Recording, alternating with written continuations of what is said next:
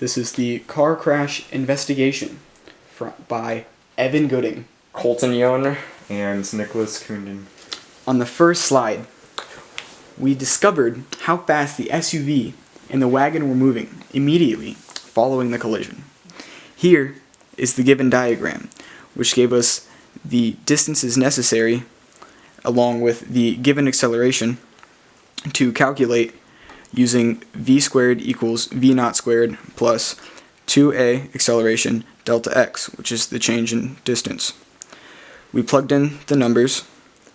Velocity is 0 because this was after the collision, so it had to come to a complete stop. The acceleration was given, so it's -2 for the SUV. The distance traveled for the SUV was 2 meters, and what we're discovering is v naught. Plugging that in, we get v naught equals 2.8 meters per second. For the wagon, the distance traveled was 24 meters, and the acceleration given was -3. The velocity staying constant, as it also needs to be at a complete stop after. Plugging that in, we're able to get that the v naught is 12 meters per second. For the next slide, we discover how fast the SUV was moving before the collision. We use the formula for momentum, which is the mass of the first object times the velocity plus the mass of the second object times the velocity of the second object equals the mass of the first object times the velocity of the first object plus the mass of the second object times the velocity of the second object. Plugging that in with 3,000 as the mass of the SUV, 2,000 as the mass of the wagon, and 0 as the velocity of the wagon, we are able to determine that the velocity of the SUV before the collision is 10.83 meters per second. This diagram shows that they are two separate beings before the collision, the SUV being 1 and the wagon being 2, and after the collision they are also two separate beings. Alright, on our third slide, we see an attempt to find what type of collision lasted the accident actually was. We came to the conclusion that it was an inelastic collision because the cars have different velocities and kinetic energies and kinetic energy is lost after the collision.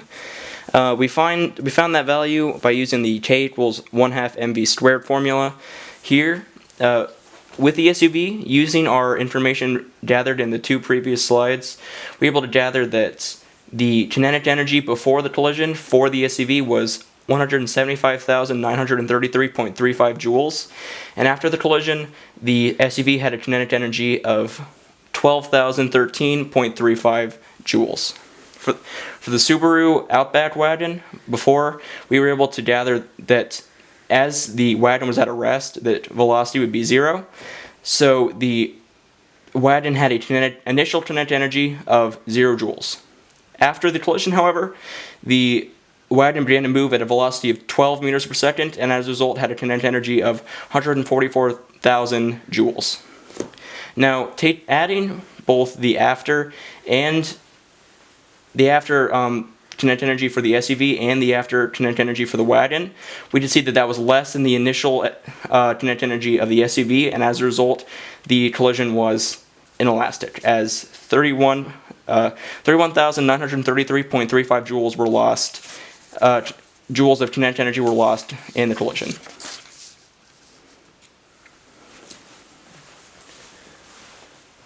So for the next part, we designed energy bar diagrams for each car and the system, and these diagrams are made of 3 parts. The gravitational, or otherwise known as potential energy before and after the collision, the kinetic energy before and after the collision, and then the external work done on the system. And in this case, that would simply be the final kinetic energy minus the initial kinetic energy, because there's no potential energy. So, for example, for the Cadillac Escalade, if we go back, we already calculated that it's 1,000. We already calculated this value using the formula for kinetic energy, which is 1/2 mv squared So we plot this in initial system energy, and then potential energy is 0 because we are not given a height and therefore we're not certain what it should be. And then afterwards we also calculated that in the previous slide. So we plot that and we see that it's about 10% of the initial value, so we plot it as significantly less, and that makes the work done actually be negative by a magnitude or a portion of about 90% of the initial kinetic energy. Through this same process, we can see that since the Subaru Outback wagon started with 0 joules of kinetic energy because, of course, it wasn't moving, and the final kinetic energy was this value, which you can see in the previous slide, that meant that the final kinetic energy had to be equal to the work done because there wasn't any kinetic energy to start with. Likewise, for the system, we just replicated the previous slide. We plotted the kinetic energy for the system beforehand, the kinetic energy afterwards. All of this is done, of course, using 1/2 mv squared. And then we just subtracted the final minus the initial to see that for the system, the total work done was a negative 19,920 joules.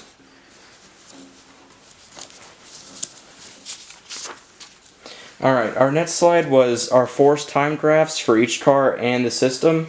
With the SUV, we can see that after the collision, the force over time for the SUV decreased to a low of negative 24,000 newtons per second, and then as it reached rest, it decreased back to 0.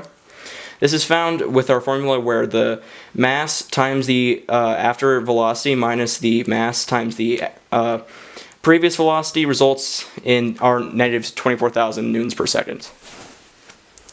For the Subaru Outback wagon, because the wagon was pushed and collided with, it moves up to 24,000 newtons per second and then down as it returns to rest.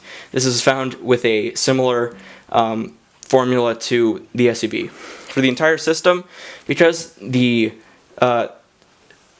SUV and the wagon both counteracted each other, we can see, and both had the same newtons per second. Using this formula, we can find that they subtract to a net newtons per second of 0, illustrating the graph. We used this formula and then impulse, finding the area underneath to come to those numbers.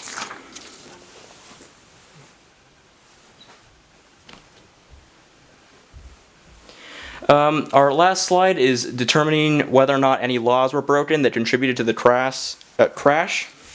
The velocity of the SUV before the crash divided by the velocity of the the velocity of the SUV before the crash was 10.83 meters per second, and using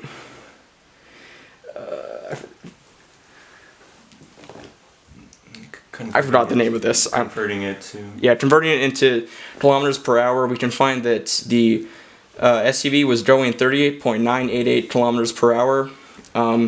Considering that this was in a 35 kilometer per hour speeding zone, the Cadillac Escalade was traveling far above the speed limit, and as a result contributed to the crash by breaking that law. Although the speed limit was definitely broken, our calculations should have been improved with more relevant information, conditions of the road, the possible distraction of the driver, and different variables like that.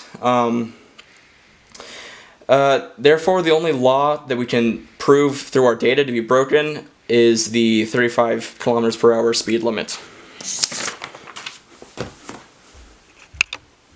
Thank you.